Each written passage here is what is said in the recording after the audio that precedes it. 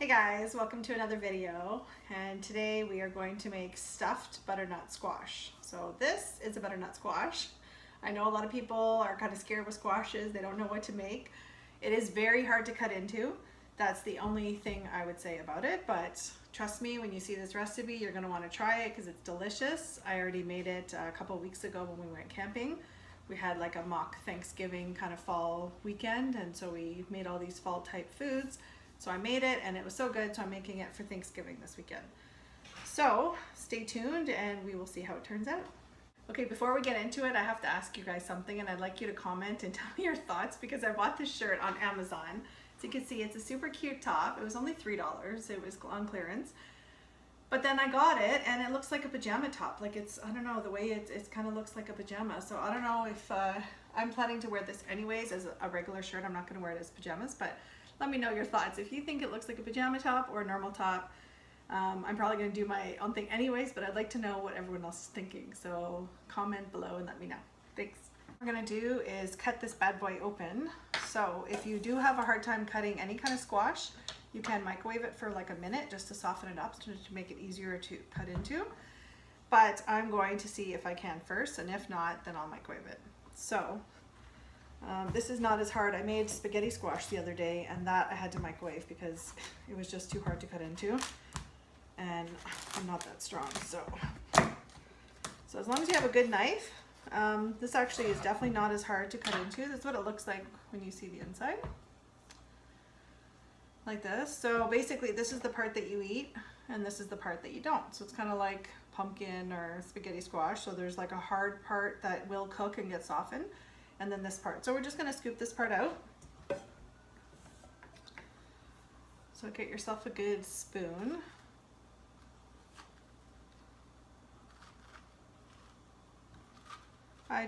You know what, I want to find out if I can eat and roast these seeds, because I would think they look just like pumpkin seeds. And I bet you anything, there is some recipe online that you can roast them. So I will see if I want to do that. Maybe not this time, but sometime. One thing at a time. All right, so it didn't take very long. Actually, before I forget, let's go ahead and turn the oven on. I'm gonna put it to 350. So there's one done. That was easy.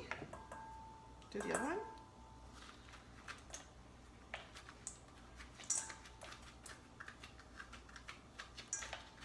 Of course, there's seeds flying everywhere, and I don't hear the dog running to go eat them because he knows it's not meat. So he hasn't got the memo that I'm vegan, so he still comes around every time I'm cooking thinking I'm going to drop some food scraps. But anyways, I don't see him running over here for a seed.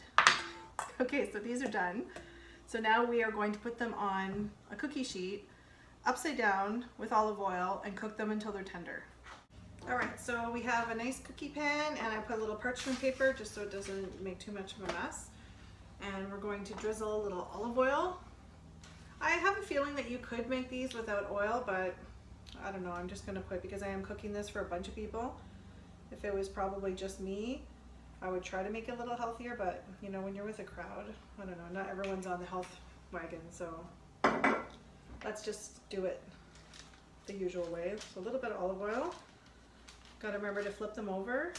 I cooked spaghetti squash the other day and I kind of forgot to flip them over for the first half of the cooking. So this is the best way to do it, is just flip them over.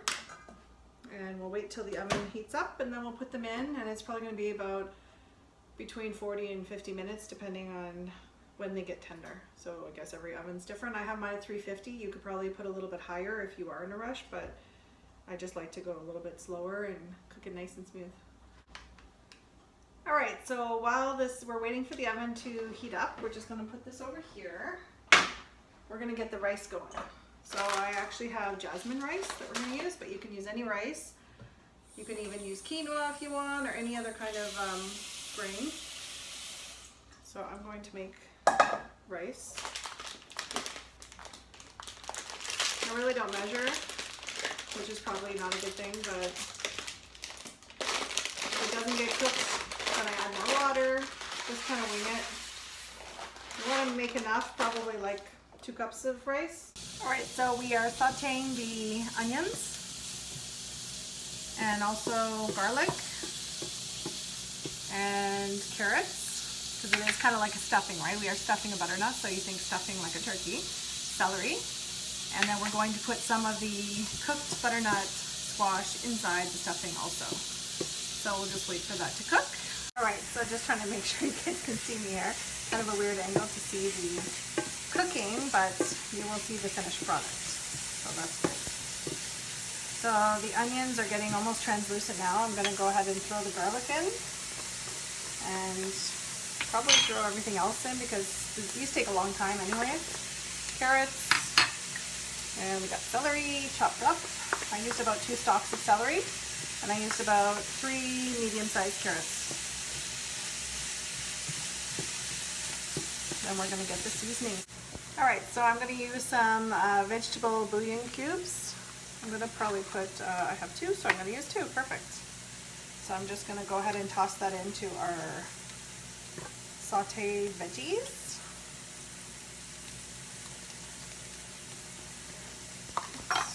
You can't really see, but you can see now. And then I'm going to add some water. About a cup of water for now. You can add more later if you want. And I'm going to crank this puppy up to high, just so that the cubes melt, I guess, and merge into the food.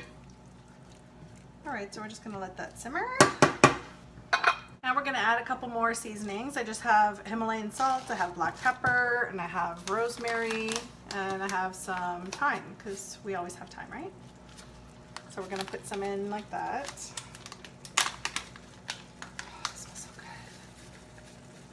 And this is kind of where you get your creative juices, you know, pick and choose what you want to add, and maybe you want to make it spicy, which I would love to do, but like I said, I'm bringing this to a family dinner, and I think I'm the only one who likes spicy. So that's not going to happen. But that's okay, I always bring my own sriracha, so I can put that on top of my food. Or cayenne. I'm sure they'll have cayenne there.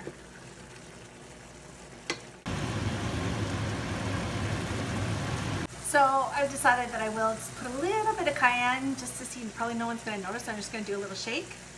And see, they're never going to notice. That's our little secret. So you can actually throw a little bit of greens in if you'd like. And I have some of this salad mix. I guess it's like a baby romaine mix. I don't have any spinach or kale right now, so I'm just going to throw it in because no one's going to notice when they're all soft. When they're all cooked down, just a little bit of greens, you know. It's not going to hurt anything, right? So I'll let those go down, wilt a little bit. That's the word I was looking for, wilt. And then we're going to add in our rice. Our rice is done. We're going to merge it all together and then wait on the butternut squash, which is not done yet. Whoa. Maybe I should check on that. That was just the pan lifting up. I'm not sure why they do that, but... Alright, so the butternut squash is done. It did take, the bigger one took a little bit longer. The bigger one took about 50 minutes because I put it in for an extra 10 minutes. So we'll just let that one cool down a little bit, but this little one, it's kind of hard to cut it exactly in the middle. So what we're going to do now is we're going to outline maybe in 1/2 inch all the way around, and that's the part we're going to scoop out. You want to leave a little bit so that when you get a slice of it, you still have a border that you can eat. So we have a bowl here. So I'm just going to scoop. It's very soft, obviously, it's cooked. Just going to scoop this out.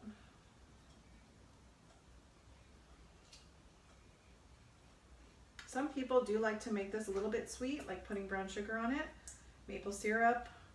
You can put all kinds of stuff. Honestly, don't be scared to try different things and try new recipes. And actually the people that I'm bringing it to, which is my aunt, she's never had squash. So it's weird because I grew up having squash, just not all different kinds. I don't think I ever had acorn squash until I was an adult.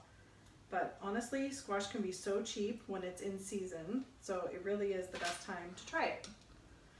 And now with, oh, that's very hot. Now with the internet, there is so many, it's so easy to find good recipes to at least start from, and then you can you know, get creative and choose something however you like it. Everyone has their own things that they like and they dislike, so they kind of spin it off and make it their own. So you can see this is still steaming because it's very hot, so that's okay.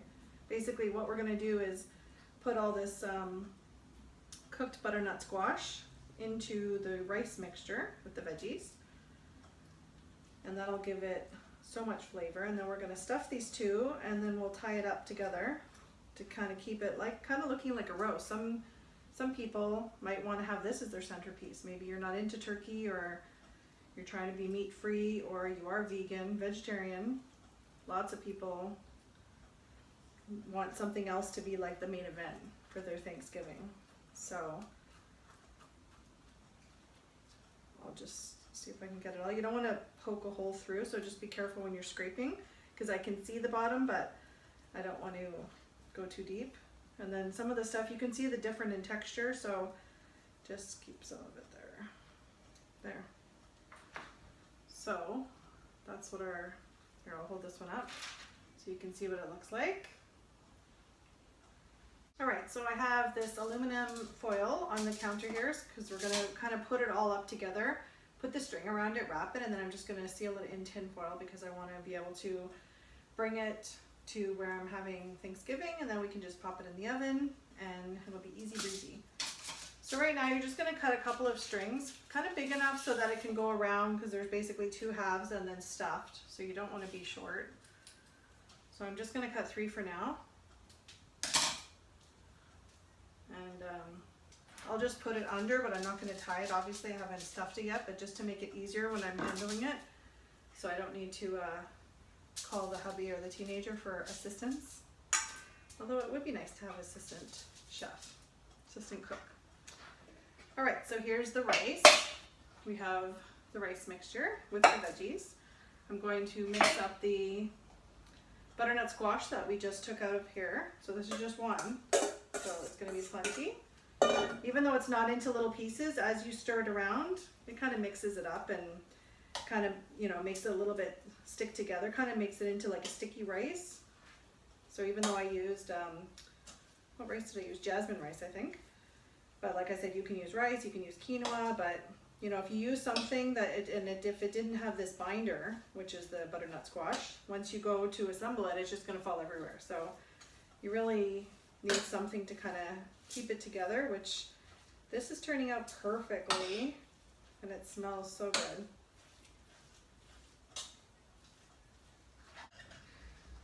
All right, so we have all the rice mixed up with the butternut squash, so I'm going to come and show you. See how good that looks?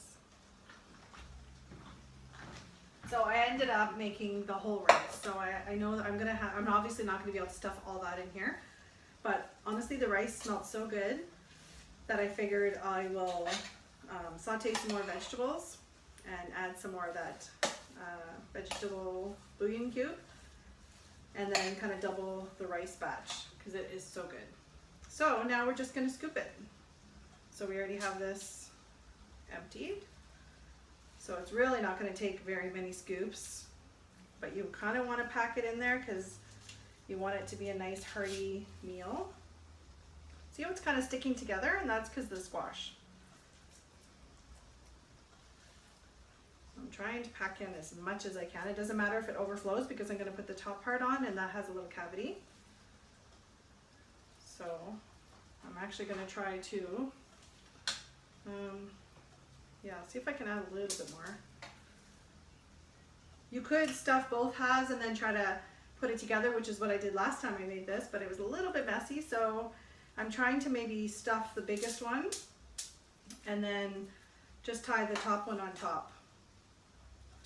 Because like I said, it does have its own little cavity there, so there is a space for all this to go. And I think that's probably as much as I can get into here. Just pack it in as much as you can. I'll just give my hands a quick rinse. All right. So I'll move this out of the way. So here is the fun part. Take the top part on top. See how cute that is?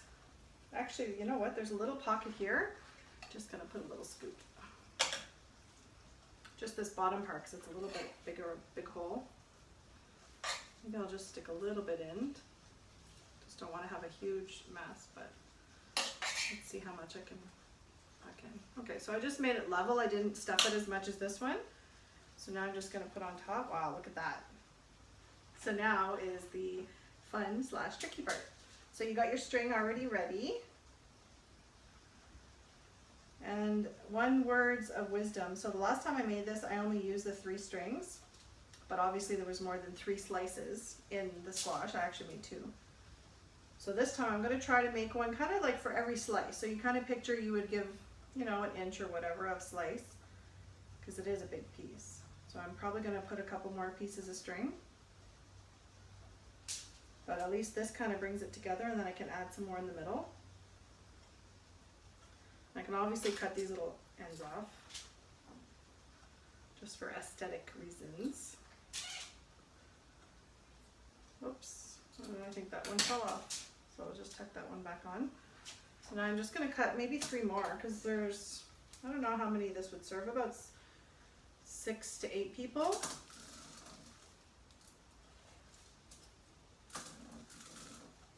Alright, so I got 3 more strings. Just going to try to keep it kind of tight-ish. So tie a little bit more.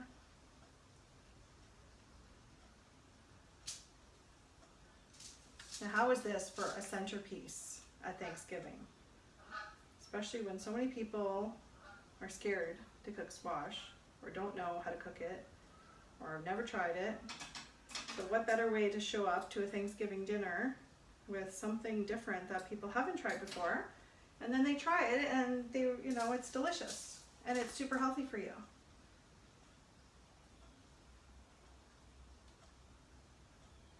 There. You could add a few more strings, so basically when you go to slice it, it should kind of stick together. Well, there you have it. I have it all tied up, and I hope you guys do try it. Try new recipe with squash. Let me know if you do try it in the comments below. And thanks for watching. Until the next time, happy Thanksgiving!